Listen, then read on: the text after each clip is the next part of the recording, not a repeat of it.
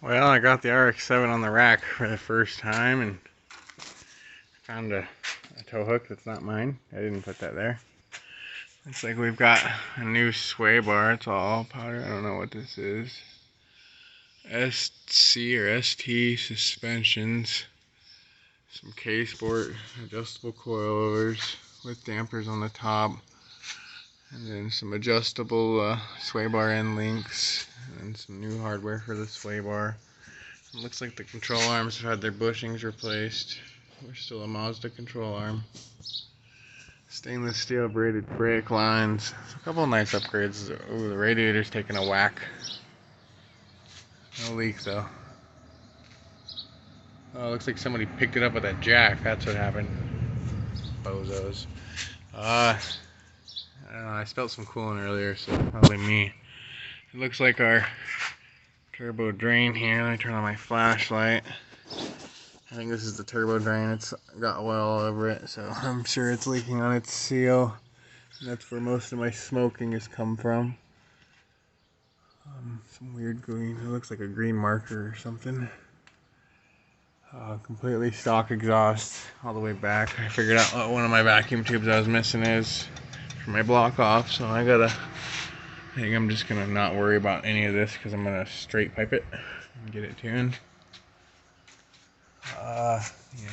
It looks like this is probably like a position switch or something, reverse switch, I don't know, but there's oil coming out of it, so it needs a new one of those.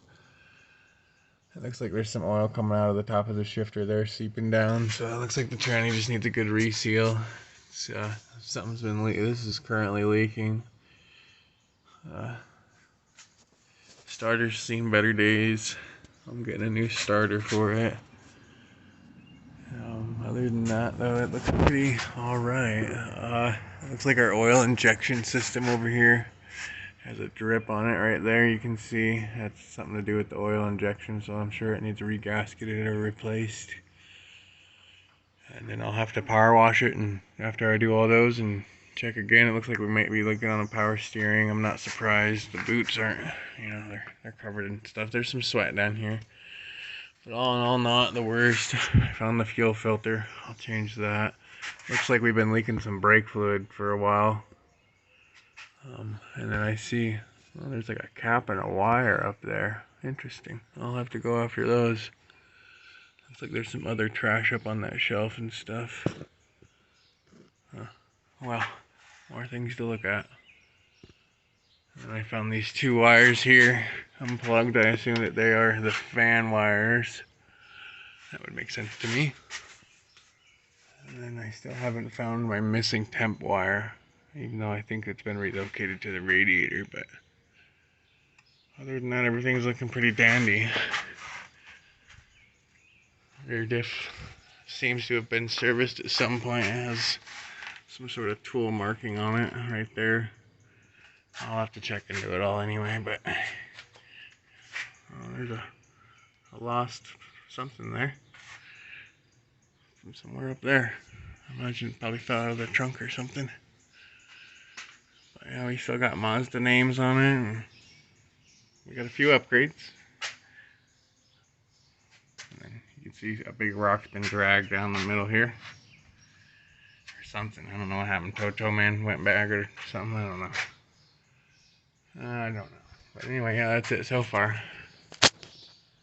Alright, so real quickly, I've set static timing on the bottom of this thing. There were two little dimples that line up with each other, and I made sure they didn't move while I slid it in, and you can see that one lines up with the face of this pickup. And then I have my leading mark here, and my trailing mark is unmarked over there. I'll have to get some white marker and mark the trailing mark. But so static timing set. I don't know, the adjustment looks kind of funny. It's all the way to the right or the left. That doesn't seem right to me. And then I've got, I boosted this up to 12 pounds. The cap says 13, everybody else says 11, so I put it right at 12 in the middle. And we can see if we look at it pretty straight on, it's kind of closer to 13 than it is, so it's like 12 point something. I'm going to leave it overnight and we'll see what happens. pressure tester, and I had to pump it back up again because it was low. I got kind of nervous, so I got on the internet and started doing some reading, and I figured out that if the car's not, completely cold, because I had been trying to start the car, I warmed up the rotors a little bit, and I could put my hand to the rotors and feel that they were warm. I found out that the coolant expands and contracts versus the temperature. So I lost some pressure because my car cooled down. So I pumped it up and found out, I read how long it's supposed to hold pressure, and it seems like the general consensus is between 30 minutes and an hour. If it stays right there, I have it just past 12 there, almost to 13, not quite. So I'm gonna come back in an hour, and hopefully it's in the same spot. All right, so it's been 30 minutes. We're still on the high side of 12. We haven't moved at all. We're in the good window, at least for a traditional piston motor. I'm not sure if this means I'm good. So we're going to go another 30 minutes, try and make it a full hour. If we can hold pressure for a full hour, I think it'll be all right. Now an hour into the process. You can see we're still doing great. Still doing wonderful. Here goes the first start of the morning. Turn my flashlight on, it's so dark today.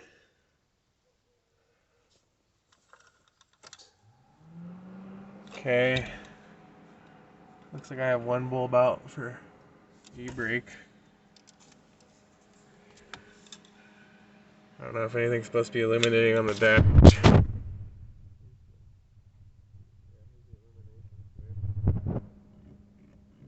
It's not really doing anything where the blinkers work. Yeah. Alright, let's give it a start. Neutral, clutch in, no gas. Oh, it seems like it was only running on one rotor. There it goes. It's misfiring pretty heavily now though.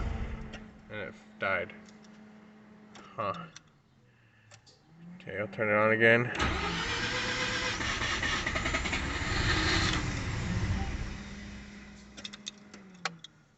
Interesting.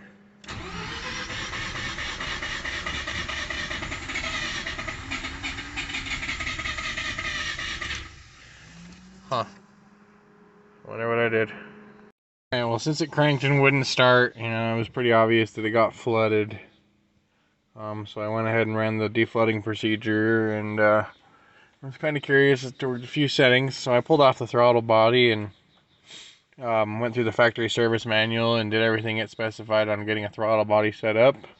Put it back on the car, and then, the car's still acting like it's flooded. I don't know if I'm getting an overfueling issue or not enough fuel, or spark's not at the right time. At this point I can't get the car running, so I can't run timing on it. So I'm just gonna have to, do some more digging and figure out what's going on. I have a feeling my AAM 440 fuel pump and my stock fuel pressure regulator might be my issue, so I'm gonna go ahead and order a new fuel pressure regulator. Maybe that'll just magically wick away all my issues and it'll run like a dream. Oh, maybe not. I don't know.